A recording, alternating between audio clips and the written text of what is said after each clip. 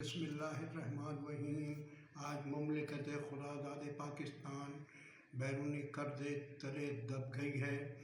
ہمارا مجموعی قرضہ 140 ارب ڈالر تک پہنچ گیا ہے۔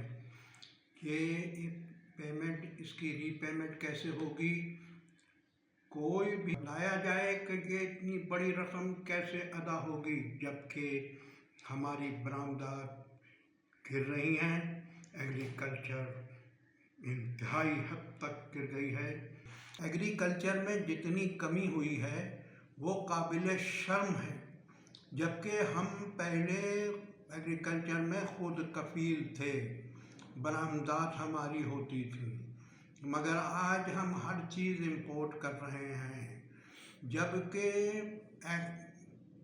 ری پیمنٹ کے لیے ہمیں ایکسپورٹ بڑھانی تھی، ایگریکلچر میں آگے جانا تھا، اور جو بیرون ملک پاکستانی ہیں وہ جو ریمیٹنسز بھیجتے ہیں اس سے ہماری ری پیمنٹ ہوتی ہے۔ مگر ابھی جو حالات دنیا بھر کے بنے ہیں وہ یہ بنے ہیں کہ یورپ اور امریکہ مندی کی لپیٹ میں آ گئے ہیں۔ وہاں رہنے والے جو پاکستانی ہیں وہ اب یہاں ریمیٹنس آدھے سے بھی کم بھیج رہے ہیں، جبکہ مڈل ایسٹ میں رہنے والوں کو بھی ہائی انفلیشن ہے، جس کی وجہ سے انہیں بھی اپنی کاسٹ آف لیونگ کو کنٹرول کرنا پڑا ہے، اور وہ بھی اب کم پیسے بھیج رہے ہیں۔ لہذا ہماری جو ایکسٹرنل انکم ہے وہ انتہائی حد تک گر گئی ہے۔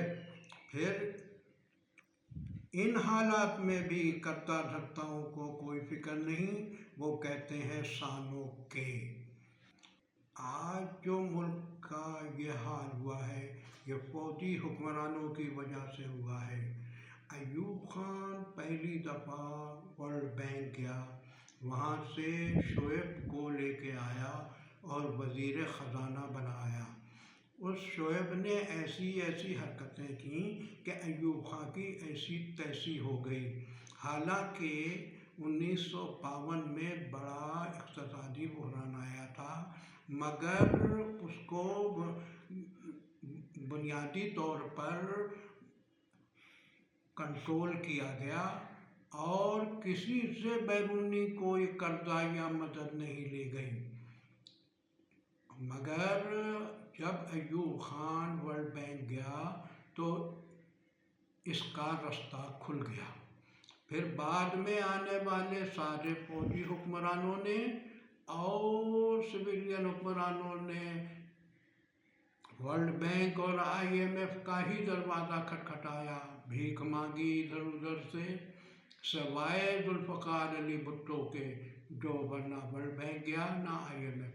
اس ملک میں ان بدترین حالات کا بہترین علاج دریافت کیا گیا ہے کہ قرض لے لو، بھیک مانگ لو، کام چلا لو اور لوٹ مار کر کے رفو چکر ہو جاؤ۔ یہاں کوئی کسی کو پکڑنے والا نہیں، پکڑنے والے خود چور ہیں، ڈکیت ہیں۔ اب زرداری کہتا ہے کہ اسلام آباد کے بابو کہتے ہیں کہ ملک غریب ہے۔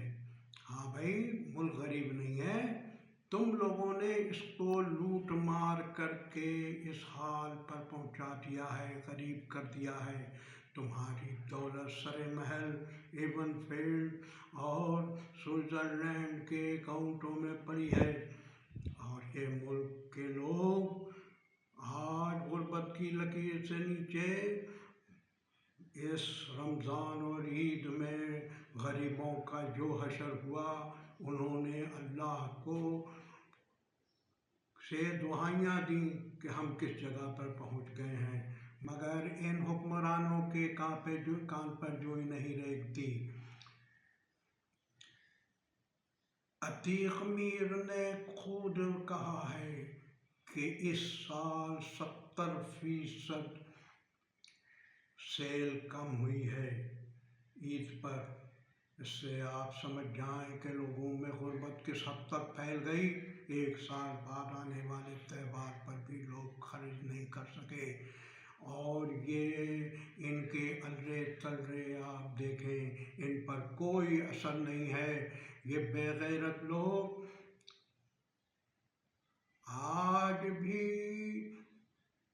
इस्टेब्लिशमेंट के इशारे पर नाचते हैं और इस्टेब्लिशमेंट इन्हीं की बैकिंग करती है।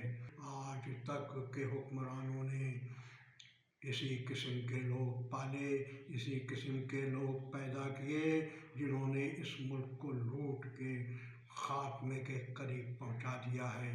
मुल्क तो आज डिफॉल्ट नहीं, मुल्क आज गुलामी की तरफ जा रहा है। सुनो, जो तुम्हारा ये सी पैक है, ये आज से तुम्हारा नहीं रहा, क्योंकि तुम्हारे ऊपर चाइना का 71.5 अरब डॉलर है, जो तुम मुसलसल रोल ओवर करवा रहे हो। आज तुम इसको पेमेंट नहीं कर सक रहे हो, तो कल कहाँ से पेमेंट करोगे? क्या आसमान से डॉलर की बरसात होगी? ये आपके हाथ से बिल्कुल निकल चुका है। एक पोस्ट आई थी,